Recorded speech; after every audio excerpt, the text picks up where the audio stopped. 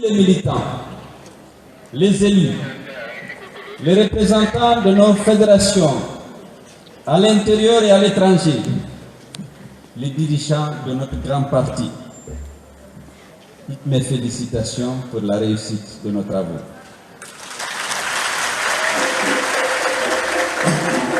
Je voudrais, avant tout propos, exprimer ma profonde gratitude aux congressistes pour leur confiance. Ils ont en effet accepté de me renouveler leur confiance comme président de notre grand parti, mais aussi comme son candidat à la prochaine élection présidentielle. Vous, militants et sympathisants de l'UFDG, membres de ma famille politique, vous m'avez plébiscité en me désignant, comme je l'ai dit tantôt, comme votre président pour 5 ans encore. Je prie le Tout-Puissant Allah de me donner les ressources et l'inspiration pour en être digne et conduire notre parti vers la victoire. La victoire à l'élection présidentielle n'est pas une fin en soi. Nous voulons sortir les Guinéens de la peur, de l'insécurité et de la misère. Nous voulons diriger le pays pour abréger la souffrance de notre compatriote, pour bâtir une administration forte, un état de droit, assurer la sécurité de tous les fils du pays, garantir l'égalité des citoyens, donner suffisamment de liberté pour que les talents s'exercent, pour que le mérite soit un critère, pour que la naissance, l'appartenance politique ou ethnique ne soit pas un critère dans ce pays. Nous voulons cette république des citoyens. Et c'est cette ambition de construire cette Guinée-là qui nous anime. Ce n'est pas le pouvoir pour les honneurs, c'est le pouvoir pour contribuer à libérer le citoyen guinéen. Libérer de la paix, libérer de la misère, libérer de l'injustice, libérer de l'arbitraire, libérer de la discrimination, pour que la Guinée soit un État moderne.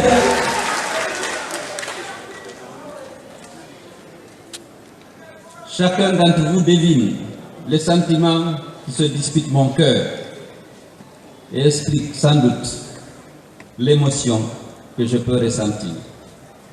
La reconnaissance envers vous, l'humilité devant les atteintes nombreuses et légitimes de nos citoyens, la fierté aussi de porter les espoirs de notre peuple.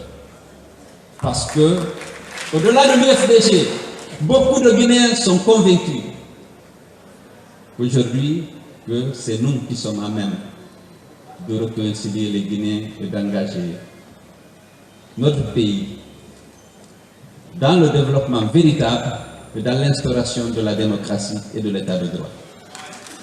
Croyez-moi, je mesure le poids de l'immense responsabilité d'aller à la rencontre de notre grand et fier peuple pour solliciter ses suffrages et sa confiance, pour le mobiliser et le rassembler pour le changement que nous espérons tous. Cette infinie promesse qui sera à la fois l'effort et la récompense de tous, l'œuvre de chacun et de tous, dont le peuple, notre peuple, sera la grande locomotive. Chers congressistes, mesdames et messieurs les invités, pour atteindre cet objectif, nous avons besoin d'un parti plus dynamique, plus inventif, plus ouvert. C'est ce qui nous a donné notre congrès. Grâce à des débats ouverts, naturellement sans pensée unique et sans recherche de consensus populiste. En effet, l'UFDG se renouvelle comme le veulent les réaménagements de ces textes fondamentaux. Dans tous ces organes, une place plus importante doit être faite aux jeunes et aux femmes qui répondent aux critères de compétence et de dynamisme. L'importance décisive de notre congrès ne saurait cependant être réduite au réaménagement de ces textes et au changement de leur animateur. Elle est dans la prise de conscience affirmée de la nécessité de tendre la main à tous ceux qui ont la vocation de se rassembler pour l'alternance en 2015.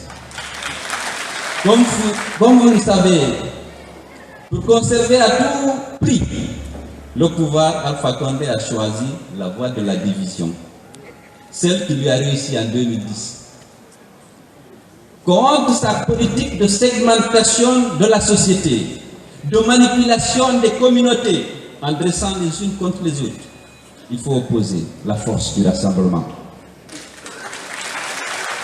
C'est pourquoi l'UFDG que je vais de nouveau présider sera un parti cohérent, ouvert, sans clan ni faction, et dont je garantirai l'unité.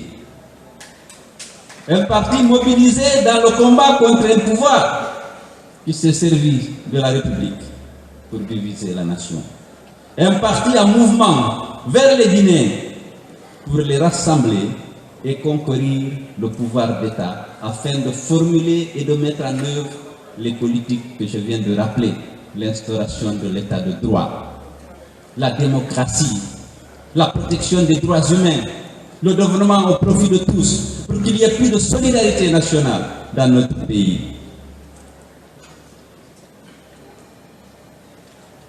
Chers congressistes, mesdames et messieurs les invités, en tant que candidat investi pour la prochaine élection présidentielle, mon ambition est de rassembler les Guinéens. Les rassembler autour d'un projet dont les grandes lignes s'ordonnent autour des points suivants. L'UFDG est un parti libéral qui rassemble des Guinéens partageant les valeurs de liberté et de démocratie, ainsi qu'une vision novatrice du pays qui est celle d'une Guinée prospère et moderne.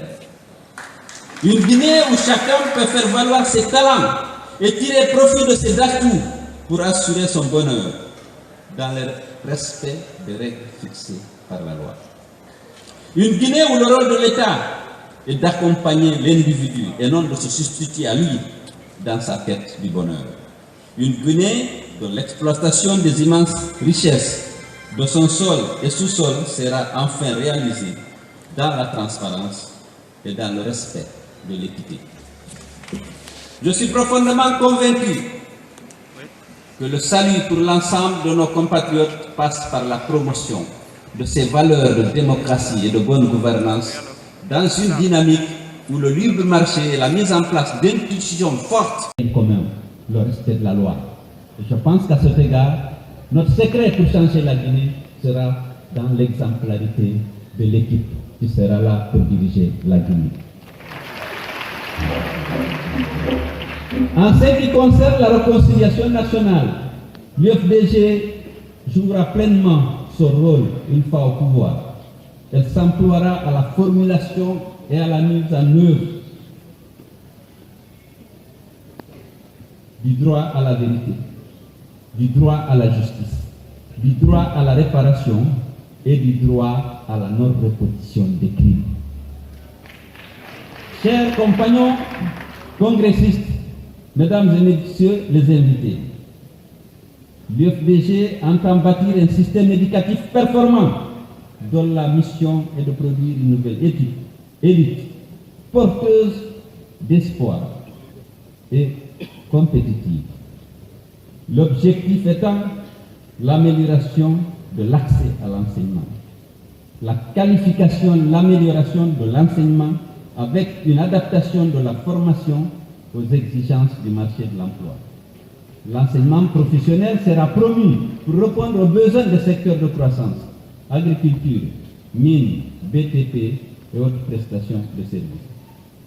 Chers compatriotes, mesdames et messieurs les invités, dans le domaine de la santé, l'apparition et la propagation de l'épidémie à virus Ebola en Guinée a montré les failles et les faiblesses de notre système de santé.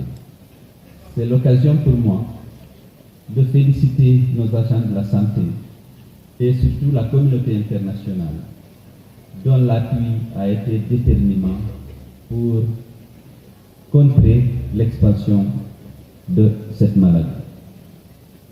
L'IFDG mettra un système de santé performant, basé sur l'amélioration de l'accès, sur la qualité et l'accessibilité des médicaments en partenariat entre le privé et les collectivités locales. Le programme de lutte contre les maladies prioritaires, fièvre hémorragique à virus Ebola, paludisme, tuberculose, VIH-Sida, bénéficient de ressources suffisantes afin d'éradiquer ces maladies. La promotion des mutuelles de santé en vue d'assurer une large couverture des soins de santé à toutes les couches de la population, notamment celles qui sont les plus vulnérables, sera une priorité. Un programme de renforcement des capacités du corps médical et des infrastructures médicales assorti d'un contrat de performance sera initié et mis en œuvre. Chers compagnons, mesdames et messieurs les invités, concernant la gouvernance économique, le gouvernement que j'aurai le privilège de diriger grâce à vos suffrages et au suffrage du peuple de Guinée entend introduire une nouvelle approche en matière de développement.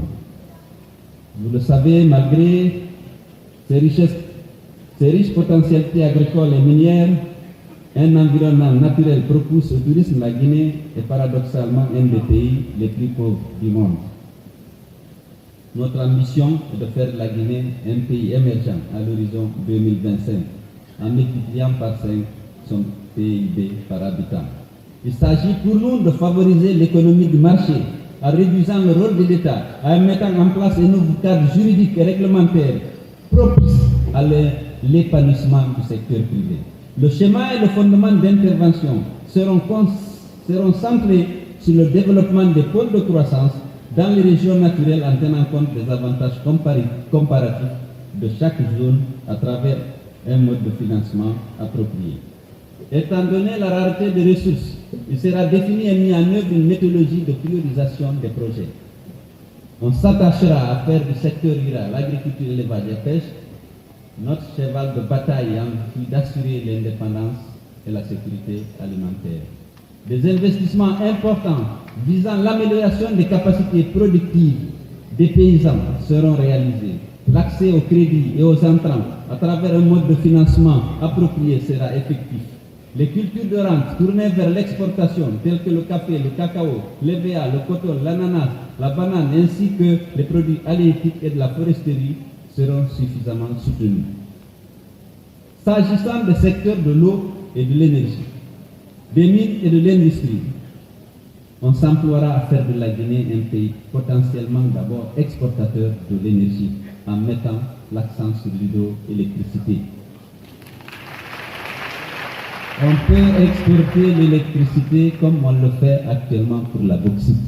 Le potentiel est là. Il faut de la crédibilité pour engager des capitaux publics et privés pour venir mettre en valeur cet important potentiel hydroélectrique. Nous privilégions la gestion du secteur de l'électricité et de l'hydraulique urbaine en partenariat avec les partenaires internationaux crédibles et disposant d'une bonne expérience et décidés à travailler dans la transparence dans notre pays. Nous pouvons en effet porter la production énergétique à environ 2000 MW à l'horizon 2025 en misant sur l'aménagement du barrage Soapeti, de Fomi et d'autres petits barrages qui pourraient contribuer à la satisfaction de la demande domestique. On s'activera à la réalisation des méga-projets miniers à valeur ajoutée dans les domaines de l'alumine, du fer, en vue de booster la croissance. Il s'agit là aussi de favoriser la création d'industries de transformation. Nous avons l'électricité, nous avons la bauxite. Il faut que le climat des affaires soit amélioré, c'est qu'on fera, et nous allons trouver des investisseurs sérieux, disposant de capacités techniques et financières pour venir investir dans notre pays.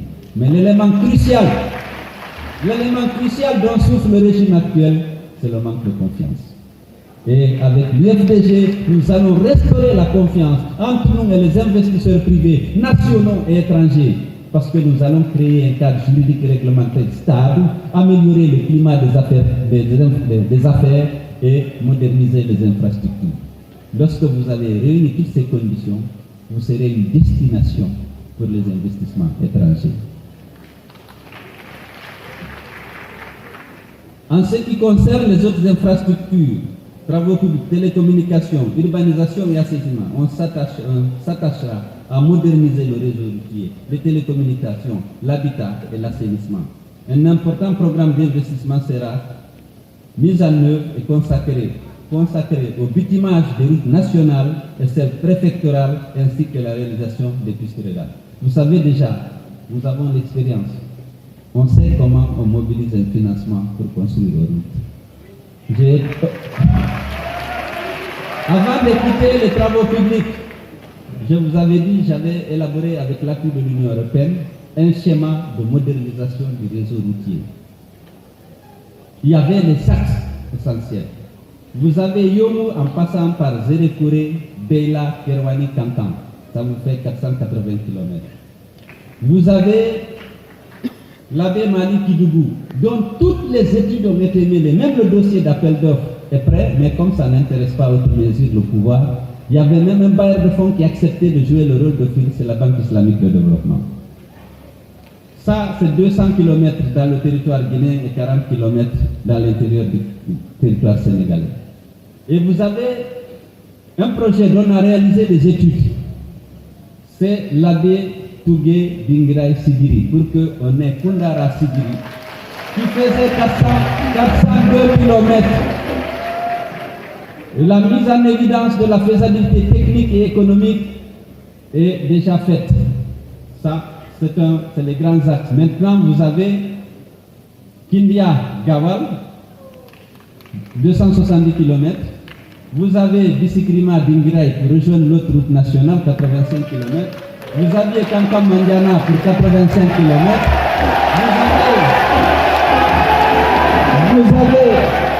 Vous avez Popodra Leluma pour 45 km, Tarambali Koubia pour 45 minutes. Aucune préfecture n'est plus enclavée. Ça, c'est un programme qu'on peut réaliser au cours du mandat. S'il y a la volonté politique et une priorisation du programme, parce que toutes les routes et désenclavant les préfectures seraient ainsi aménagées et bitumées. Chers congressistes, mesdames et messieurs les invités,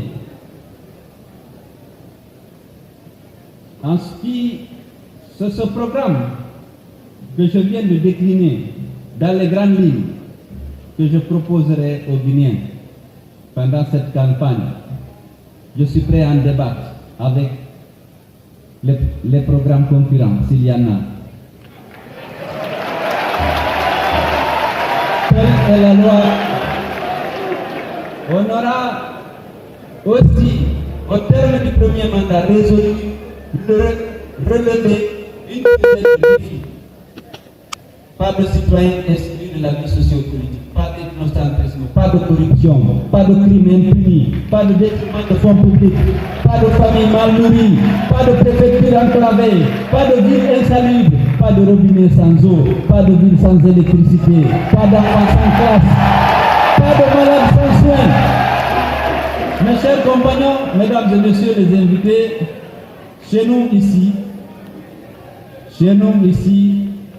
la campagne pour les élections est le prétexte de toutes les surenchères, de toutes les calomnies pour opposer, diviser nos compatriotes et notre pays. Selon une habitude bien connue de nos adversaires au pouvoir,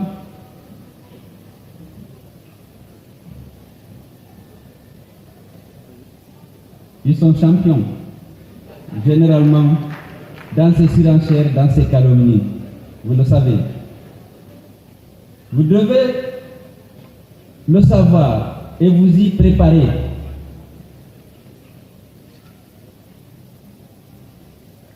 L'UFDG a été de tout temps victime d'injustice grave contre ses militants. Victime aussi de mensonges grossiers contre son leader. Sous ce régime du RPG Arc-en-Ciel, un ministre de l'Intérieur, depuis tombé en disgrâce et dans l'anonymat, a affirmé publiquement que j'ai reçu le prix du premier investisseur étranger au Sénégal en 2011. Alors que devant toutes les caméras du monde, devant un parterre d'invités venus de tous les pays, en présence de nombreux témoins de M. Soumaïla Cissé, qui était invité à cette cérémonie, notre parti et son président ont été récompensés pour avoir choisi d'appeler au calme après le hold-up électoral dont nous avions été victimes en 2010. C'est cette attitude qui a été rendue hommage et on m'a délivré un corridor. Les ministres de la République ont rivalisé de zèle, comme quoi j'ai été décoré au Sénégal comme le plus grand investisseur étranger.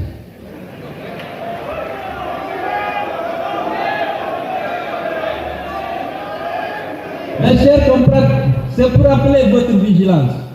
Soyez vigilants dans un débat où la vérité, ce n'est pas les faits et les actes, plutôt ce qui est dit, entendu et écrit. C'est ça la vérité, chez nous. Il est plus facile d'accuser que de se défendre dans notre pays, où beaucoup de nos concitoyens croient encore et toujours à la parole officielle et ne doutent pas de la crédibilité des responsables publics ou de la fiabilité de leurs déclarations officielles. Nos concitoyens ont l'excuse de croire qu'un homme d'honneur, un ministre de la République ne ment pas.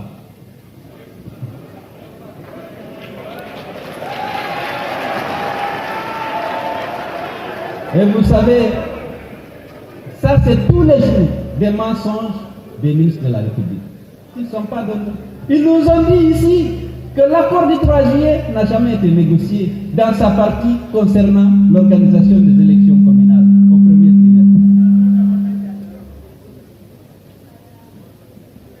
J'ai été présenté ici par les mêmes comme un prédateur qui aurait fait même basse sur les deniers publics. On m'a toujours accusé sans preuve, parce qu'il n'y en a pas. Il n'y en aura pas contre un homme propre et honnête, contre un homme d'honneur. Je leur lance le défi, depuis des années, de prouver le contraire. Ils en sont incapables. Leur but, ce n'est pas d'établir ma culpabilité ou d'édifier notre opinion publique à propos de ma gestion passée, mais de nuire à un adversaire jugé redoutable. Leur espoir, c'est de discréditer notre parti et notre action. Mais je vous le jure, ils ne feront jamais de nous ce que nous ne sommes pas. Nous ne perdrons jamais notre honneur et notre âme face à des gens qui ne pourront jamais dormir du sommeil du juste à cause de tous les torts qu'ils sont en train de causer à la Guinée et aux Guinéens. Soyez donc vigilants et mobilisés face aux mensonges qui ne résistent pas aux faits, mais peuvent parfois s'imposer, hélas, avec le temps. Je vous rassure que pour ma part, je continue serein et confiant sur le chemin de l'honneur et du devoir, indifférent à la méchanceté, aux mensonges, à la calomnie et aux fausses convictions. J'aspire un homme averti à prévenir. Serais-tu aussi chaste que la glace et aussi pur que la neige qui n'échappera pas à la calomnie? Souvenez-vous, pendant cette campagne, dans notre parcours quotidien, de ces paroles pour mépriser le mensonge et la calomnie, ou en tirer l'énergie et la force de triompher des pires adversaires. Chers compagnons, mesdames et messieurs les invités, un homme politique a déclaré: il ne faut pas trop abuser de l'avantage de n'avoir jamais rien fait. Quelqu'un qui fut, dans une autre vie, opposant historique, avant qu'il n'accède au pouvoir par hasard et par miracle d'ailleurs, avait pour fierté de n'avoir jamais été au service de la nation. il nous a toujours reproché d'avoir donné le meilleur de nous-mêmes à notre pays, comme devrait le faire tout patriote et homme responsable. Si nous n'avons pas réussi dans tout ce que nous avons entrepris, lui, il échoue dans tout ce qu'il entreprend. Il est responsable maintenant de trop de malheurs des Guinéens. Il a occasionné la faillite totale de notre pays. Avant qu'il ne soit trop tard et que l'histoire nous condamne tous, nous devons nous mobiliser pour le départ du pouvoir de M. Alpha Condé. Il s'accroche à l'espoir d'un second mandat que les Guinéens ne souhaitent pas lui donner. Devant l'état de délabrement de notre pays qui a connu un recul dramatique ces 5 dernières années, les Guinéens ont décidé de lui délivrer un carton rouge.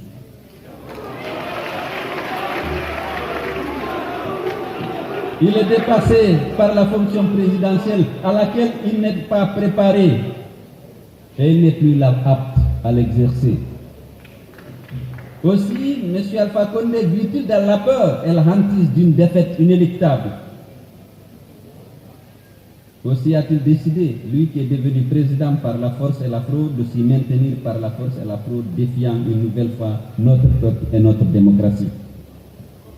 Il refuse de respecter la loi pour l'organisation des élections dans notre pays, bafoue la Constitution. Il s'oppose délibérément à la tenue d'élections transparentes et crédibles dans notre pays parce que pour lui, seul compte sa victoire, même si ce n'est pas la volonté des électeurs, le choix du peuple. Chers congressistes, mesdames et messieurs les invités, sans un processus électoral transparent et équitable, une égalité de chances entre les candidats, il n'y aura pas d'élection.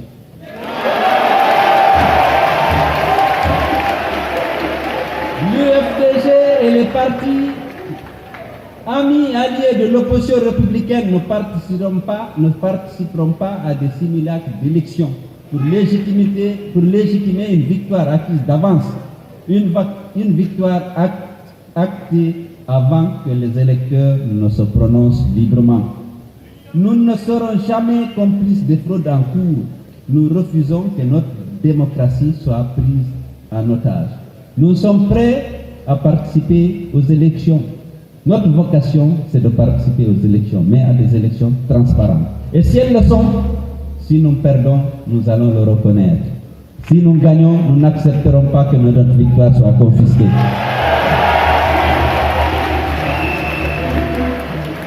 Je vous demande donc de vous tenir prêts et mobilisés pour défendre notre démocratie menacée, pour rétablir la souveraineté perdue du peuple, privé de la liberté de choisir ses représentants, alors qu'il est seul habilité, dans un vote libre et transparent, à décider qui d'entre nous sera le prochain président. Chers militants, ardents défenseurs de nos libertés, de nos droits, nous n'allons pas nous résigner à subir l'injustice et le fait accompli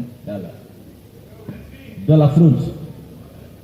J'en appelle à votre courage, à votre détermination, qui ont fait échec aux tentatives nombreuses et fréquentes de nous imposer une nouvelle dictature.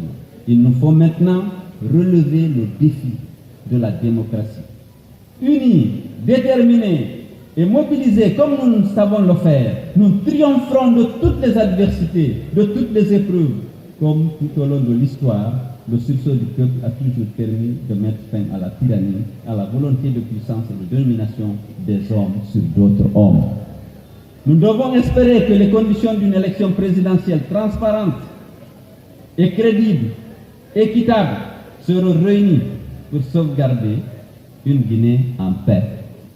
Nous sommes attachés à la paix, mais nous sommes aussi attachés au respect des règles, des principes démocratiques et de l'état de droit. Dans cette perspective et dans la certitude de notre victoire, je m'engage à être un président gardien vertueux de notre Constitution. Je m'engage à être un président de l'exemplarité. Je m'engage à être un président respectueux de la parole donnée et des engagements pris. Je m'engage à être un président de l'indépendance de la justice, de la neutralité et de l'impartialité de l'administration. Je m'engage à être président d'une Guinée apaisée et réconciliée. Je m'engage à être un président d'une Guinée de confiance. Je m'engage à être un président d'une Guinée unie et ambitieuse. Ensemble, décidons de notre avenir. Vive les vaillants militants de l'UFDG et de l'opposition. Que Dieu bénisse la Guinée et les Guinéens.